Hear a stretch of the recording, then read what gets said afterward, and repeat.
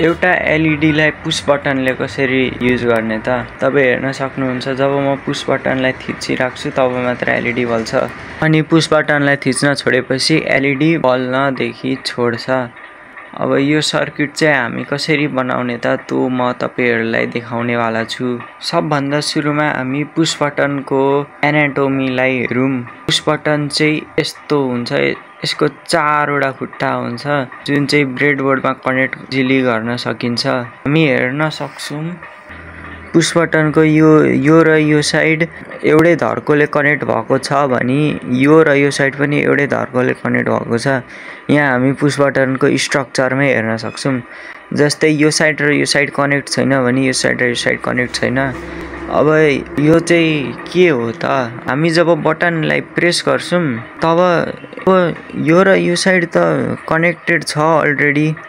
यो भन्नुको मतलब चाहिँ के हो त भन्नाले जुन साइडमा हामी यता कनेक्ट गर्छौं यो पनि अलरेडी कनेक्ट हुन्छ। त्यसैले बटन प्रेस गर्नेको केही पनि इम्पोर्टेन्स भएन। त्यसैले हामीले हाम्रो एलईडी यो साइडमा कनेक्ट गर्छौं भने एलईडी को अर्को साइड यो साइडबाट जान्नु पर्छ क्या, यो साइडबाट, किनकि यो र यो साइड इलेक्ट्रिकली कनेक्ट छैन। अनि त्यसैगरी यो साइड र यो साइड पनि इलेक्ट्रिकली कनेक्टेड छैन।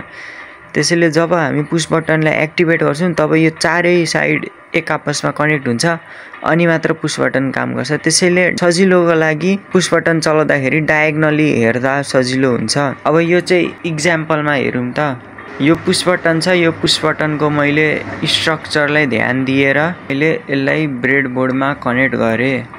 अब यो ब्रेडबोर्डमा कनेक्ट भयो। अब यो पुश बटनको मुनि चाहिँ के छ त, मुनि चाहिँ के छ भने यो साइड र यो साइड एउटै धर्कोले कनेक्टेड छ भने यो साइड र यो साइड एउटै धर्कोले कनेक्टेड छ, तर यो साइड र यो साइड एउटैले कनेक्ट छैन। त्यसैले जब हामी यहाँ बटनमा प्रेस गर्छौं तब यो र यो जोडिन्छ। अब यसलाई प्र्याक्टिकली हेर्दाखेरि यो एलईडी भयो। यो एलईडी को एनोडलाई मैले यतापट्टि लगे, यतापट्टि क्याथोड छ। एलईडी को क्याथोडलाई मैले ग्राउन्ड गरिदिए। अब एलईडी को एनोड चाहिँ यताबाट यता बाहिर निस्किरहेको छ, यो साइडमा कनेक्टेड नै छैन। त्यसैले जब हामी यताबाट हामी पोजिटिभ रेलमा कनेक्ट गर्छौं तब एलईडी पावर अन हुँदैन, किनकि पुश बटनको दुईवटा साइड इलेक्ट्रिकली कनेक्टेड नै छैन। यहाँ मैले ब्याट्री दुईटा टर्मिनललाई यहाँ कनेक्ट गरिसके यहाँ पावर रेल्समा। अब त्यही नै यो एलईडी अन भएन। जब म पुश बटनलाई प्रेस गर्छु तब मात्र एलईडी अन हुन्छ। यो कसरी भयो त, यो हल्का ट्रिकी छ। हामी यो पुश बटन माथिबाट हेर्दा यस्तो छ भने तलबाट हेर्दाखेरि चाहिँ यो पुश बटन यस्तो छ। यसलाई साइड बाइ साइड कम्पेयर गरेर हेरौं। यो पुश बटनमा चाहिँ के भएको छ भने यो साइड र यो साइड कनेक्टेड छ। यहाँ हामी हल्का मोटो देख्न सक्छौं, मोटो भाग। यसले गर्दा हामीलाई थाहा हुन्छ कि यो साइड र यो साइड कनेक्टेड छ, यो साइड र यो साइड छैन। त्यसैले यो एलईडी लाई मैले कि त यो साइडमा राख्नु पर्यो कि त यो साइडमा राख्नु पर्यो, अनि मात्र एलईडी अन हुँदैन unless we press the push button. यसलाई अब अर्को साइडमा राखेर नि हेर्न मिल्छ। जस्तै यसलाई हामी यो साइडमा राख्दा पनि एलईडी अन हुँदैन unless we press the push button. तर अब हेर्नुस् है, पुश बटनको यो साइड र यो साइड त कनेक्टेड छ नि त। अनि जब म यो एलईडी लाई यो साइडमा लग्छु तब यो एलईडी बटन प्रेस नगरिकन पनि अन हुन्छ। हेर्नुस् यो किन अन भयो त, किनकि हामी पुश बटनको ब्याकबाट नि हेर्न सक्छौं। यो बटन हल्लिएछ, यो मैले एक्जाम्पलको लागि यहाँ राखेको।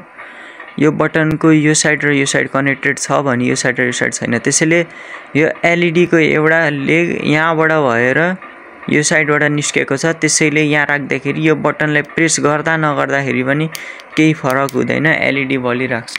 तर फेरि हेर्दाखेरि यसलाई मैले हटाएर यो लेगमा जोडिदिए भने यो एलईडी डिफल्टमा बल्दैन अनि हामीले यो बटनलाई प्रेस गर्दाखेरि मात्र एलईडी बल्छ। त्यसैगरी यसलाई मैले यता ल्याइदिए भने एलईडी प्रेस गर्दाखेरि मात्र बल्छ।